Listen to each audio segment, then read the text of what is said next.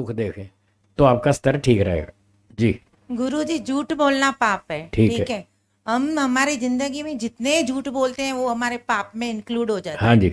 अगर हम किसी के भलाई के खातिर झूठ बोलते हैं, सपोज एक क्लास में दो बच्चे झगड़ रहे हैं और एक दूसरे को मारा मारी कर रहे हैं, और मैम तीसरे बच्चे से पूछ रही है कि तू बता, पर वो बताना नहीं चाहता है क्योंकि उनकी भलाई के लिए कि मैम उनको पनिशमेंट ना करे, तो वो झूठ बोल रहा है कि नहीं नहीं कुछ नहीं हुआ है, ये तो ऐसे ही खाली बातें कर रहे हैं। तो उसने जो झूठ बोला तो उसका वो पाप में गिना जाएगा कि पुण्य, मतलब पुण्य में, क्योंकि उसने भलाई भी तो की ना। उसने भलाई नहीं की, लोगों को ये भ्रांति है कि उसने भलाई की। सुनिए, ध्यान से सुनिए, बैठिए। वो ये सोचता है कि मैं मैम को अगर सच बता दूंगा तो मैम इनकी पिटाई पिटाई करेगी और इनको पिटाई से बचाना है, इनकी पिटाई ना हो। पिटाई से बचाने के लिए उसने झूठ बोला। वो ये समझता है कि मैंने इनको पिटने से बचा दिया, इनका भला कर दिया।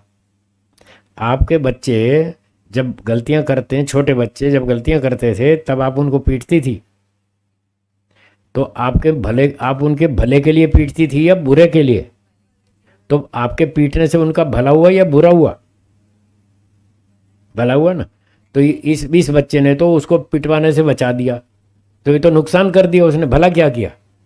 पिटने से तो भला होता है, तभी तो आपने अपने बच्चों को पीटा। जो बात कह रहा हूं पहले उसका उत्तर दीजिए, पहले एक टॉपिक सुलझा लीजिए। ये 54 में से एक गलती है, टॉपिक बदल रहे हैं। न्याय दर्शन की 54 में से एक गलती है। बच्चे की पिटाई होगी तो वो सुधरेगा या बिगड़ेगा? तो उसके सुधार के लिए उसने तो पिटाई से रोक दिया, तो उसका सुधार कहाँ हुआ? उसका तो बिगाड़ कर दिया। अगर वो सच बोलता, मैडम को बताता कि हाँ ये बच्चे झगड़ रहे थे और ये मार रहा था, ये दोषी है, सच सच बताता, तो मैडम उसको पिटाई करती और समझाती कि ऐसी गलती मत करो, तो उसका भला होता। तो उसने तो बिगाड़ दिया, भला कहाँ किया? तो लोगों को भ्रांति है कि हम दूसरे के भले के लिए झूठ बोल रहे हैं। आप भला नहीं कर रहे, उसका नुकसान कर रहे हैं। झूठ बोल के उसका नुकसान कर रहे हैं और झूठ बोल के अपना भी नुकसान कर रहे हैं। ईश्वर आपको भी नहीं छोड़ेगा। जो झूठ बोलेगा उसको भी दंड, और जिसको झूठ बोल के बचा दिया उसका भी बिगाड़, उसका सुधार हुआ ही नहीं। तो ये दिमाग में रखें, झूठ बोलने से भला नहीं होता है, नुकसान होता है। ठीक है? और कोई प्रश्न? ऑनलाइन वाला है कोई? है तो बताइए। उड़ीसा से है राघव साहू। नमस्ते गुरुजी। हाँ जी। वकील और जज घोटाला करते हैं, हाँ, तो ईश्वर उनको क्या जन्म देता है, कौन सा जन्म देता है? अब ये तो कौन सा घोटाला करते हैं, शारीरिक, वाचनिक? लिखा है, वो क्लियर नहीं लिखा है, खाली घोटाला करते हैं। हाँ, तो जो घोटाला करते हैं उसका दंड तो मिलेगा। वकील करे, न्यायाधीश करे, जल्लाद करे, पुलिस वाला करे, कोई भी करे, या आम जनता करे, कोई भी करे, जो भी गड़बड़ करेगा उसको दंड मिलेगा। शारीरिक अपराध का दंड लिखा है वृक्ष योनि। क्या लिखा है? सत्यार्थ प्रकाश का 9वां समोल्लास पढ़िए, वहां लिखा है जो शरीर से अपराध करते हैं उनको वृक्षादि योनियों में जाना पड़ता है। आम का पेड़, कीकर का पेड़ है, आक का पौधा है, तंबाकू का पौधा आदि आदि, जो भी, वो तो ईश्वर जाने किस कर्म के फल से कौन सी वृक्ष में डालेगा, वो तो भगवान जाने। पर एक मोटा मोटा नियम लिखा है, शारीरिक अपराध करने से वृक्ष योनियों में जाएगा। वाणी का अपराध करेगा, झूठ छल कपट हेरा फेरी, तो पशु पक्षी बनेगा। शेर, भेड़िया, हिरण, गाय, घोड़ा, कुत्ता, सुअर, ये वाणी के अपराधों का दंड है। और मन से अपराध करेगा तो फिर शूद्र चांडाल के घर जन्म लेगा। चांडाल उसको कहते हैं जो शमशान घाट में मुर्दे जलाता है। एक आदमी होता है ना शमशान घाट में जो व्यवस्था करता है मुर्दे की, डेड बॉडीज को जलाता है, उसको चांडाल कहते हैं। तो वो सारा दिन यही काम करता है, उसका शरीर कपड़े सब ऐसे ही होते हैं, दूषित होते हैं ना, है ना। तो जो उसके घर में बच्चे का जन्म होगा तो उसका भी शरीर ऐसे ही होगा। तो ऐसे लोगों से लोग दूर बैठते, उनके पास नहीं जाते, क्योंकि वो कीटाणु उनको भी लग जाएगा। तो चांडाल के घर में जिस बच्चे का जन्म होगा तो दूसरे बच्चे उससे दूर रहेंगे, तो वो बेचारा मन मन में जलता रहेगा, दुखी होता रहेगा। ये सारे बच्चे खाते पीते, नाचते गाते हैं, पार्टी करते हैं, मुझे पास में नहीं आने देते, मुझे घुसने नहीं देते पार्टी में, वो बेचारा मन मन में दुखी होता रहेगा। तो मानसिक अपराध करेगा तो फिर ऐसा दंड मिलेगा, चांडाल के बच्चे का जन्म मिलेगा। ये सत्यार्थ प्रकाश के 9वें समोल्लास में लिखा है। तो वो अब हिसाब लगा लें, जैसा कर्म है वैसा फल मिलेगा। बोलिए। हाँ, उसका उत्तर ये है, यदि सामान्य जनता गलत करती है तो उसका 10 रुपये दंड है, जिसको पता नहीं कानून का, और वकील और न्यायाधीश को पता है तो उसको 100 गुना दंड मिलेगा। आम जनता से उसको 20 गुना, 50 गुना, 100 गुना इतना दंड मिलेगा।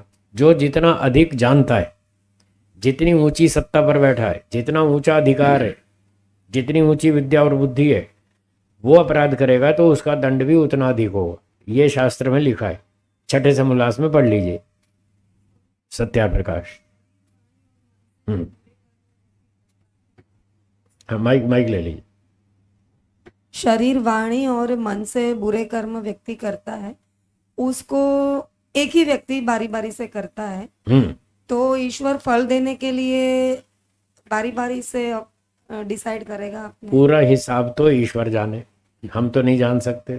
मोटा मोटा जान सकते हैं, उतना ऋषियों ने बता दिया। अभी जो मैंने सुनाया, शारीरिक अपराध करेंगे तो ये फल वृक्ष आदि, वाणी के करेंगे तो पशु पक्षी। अब एक व्यक्ति ने कुछ कर्म शारीरिक भी किए, वाणी से भी किए, मन से भी किए, बुरे भी किए, अच्छे भी किए, तो पहले किसका फल देना ये ईश्वर डिसाइड करेगा। और उसका एक मोटा नियम है, जिस प्रकार के कर्मों की मात्रा अधिक होगी वो फल पहले मिलेगा। अच्छे कर्म अधिक है तो पहले मनुष्य जन्म, फिर बुरे कर्म अधिक है, 50 से अधिक बुरे हैं तो सुअर कुत्ता, जो भी उसके हैं कर्म उस हिसाब से। जी बोलिए नमस्ते माता स्वामी जी। जी। आपने बताया कि जिसका मृत्यु होता है उसका जन्म तर्क भी होता है, उसको हाँ, तत्काल हो जाता है। तत्काल होता है। ठीक है, तो अच्छी आत्मा होती है, ज्ञानेश्वर जैसी, ठीक ऋषि है, मुनियों जैसी। ठीक तो है, अचानक उसका मृत्यु होता है, ठीक है। तो उसका जन्म ईश्वर किस तरफ से देता है? अगर उनके कर्मानुसार उनसे मैच करते हुए लोग, माता पिता इस धरती पर हैं, तो उन आत्माओं को, अच्छी आत्माओं को जो अच्छे कर्म करके गए, उनको उन माता पिता के यहाँ तत्काल भेज देगा। ठीक है। और मान लीजिए कुछ अच्छी आत्माएं जो शरीर छोड़ के गई और उनका मोक्ष हुआ नहीं, उनको अगला जन्म लेना है, और उनके लेवल की माता पिता यहाँ पर हैं नहीं इस धरती पर, तो और करोड़ों धरतियां हैं। फिर जिस धरती पर इनके मैच करने वाले कर्मफल वाले माता पिता होंगे, तो इन आत्माओं को ईश्वर वहाँ भेज देगा। उसका तो राज्य पूरे ब्रह्मांड में है, वो यहाँ से वहाँ ट्रांसफ़र कर देता है, वो काम उसका है, यहाँ से वहाँ डाल देगा, वहाँ से यहाँ ले आएगा, जिसके जैसे कर्म तत्काल। उसके पास असंख्य आत्माएं हैं, उसके स्टॉक में कोई कमी नहीं है, कोई ना कोई मैच करता ही है, कोई किसी के साथ मैच करता ही है। तो जिसके कर्म जिस माता पिता से मैच करते हैं, ईश्वर उसको उस माता पिता के यहाँ तत्काल भेज देगा, कोई देर नहीं लगती। और एक कल्पना कर लो, मान लो, कल्पना करते हैं, सपोज एक आत्मा ऐसा है बहुत उच्च स्तर का, और उसको बहुत ऊंचे विद्वान, धार्मिक, सदाचारी माता पिता मिलने चाहिए, और मान लो पूरे ब्रह्मांड में एक भी माता पिता इस लेवल का नहीं है, मान लो, कल्पना ही तो है। तो जब ऐसी कल्पना करेंगे तो उसका उत्तर भी वैसा ही होगा। मान लो ऐसे माता पिता भी नहीं है, और कुछ लोग मेहनत कर रहे हैं उस लेवल तक आने के लिए जैसा उसके माता पिता होने चाहिए, और उनको 2 साल और लगेंगे इस लेवल तक आने के लिए। जिसको जन्म देना है, जिस लेवल का जन्म देना है, उस लेवल पर आने के लिए 2 साल और लगेंगे। तो 2 साल तक मान लेते हैं उसके अनुकूल माता पिता नहीं है, तो ईश्वर 2 साल तक उसको वेटिंग रूम में रखेगा। भूत प्रेत फिर भी नहीं बनेगा, ये ध्यान रखना। 2 साल तक वेटिंग रूम में रखेगा, भूत प्रेत फिर भी नहीं बनेगा, बैठा रहेगा। जैसे हम रेलवे स्टेशन पे जाके ट्रेन लेट हो जाती है तो बैठ जाते हैं वहाँ। हम कोई भूत प्रेत बन के स्टेशन वालों को तंग करते हैं क्या? हम तंग नहीं करते, हम जाके बैठ जाते हैं, चुपचाप अपना काम करते हैं, अपना मोबाइल पे काम करते रहते हैं, गेम खेलते रहते हैं, जो भी करते हैं लोग अपनी अपनी रुचि से। तो ऐसे लोगों के लिए ये भी एक कल्पना है। अगर ये कल्पना है कि कोई माता पिता नहीं मिल रहे, तो ये भी कल्पना है कि 2 साल वेटिंग में रहेगा, चुपचाप बैठा रहेगा, ईश्वर के कंट्रोल में रहेगा, बेहोश रहेगा। जब 2 माता पिता उसके लेवल के तैयार हो जाएंगे, तब ईश्वर उसको वहाँ जन्म दे देगा। इसमें उसका कोई नुकसान नहीं है, चुपचाप बैठा रहेगा जैसे आप वेटिंग रूम में बैठते। कुछ नहीं, कुछ नहीं, वेटिंग रूम में कुछ नहीं करना, बेहोश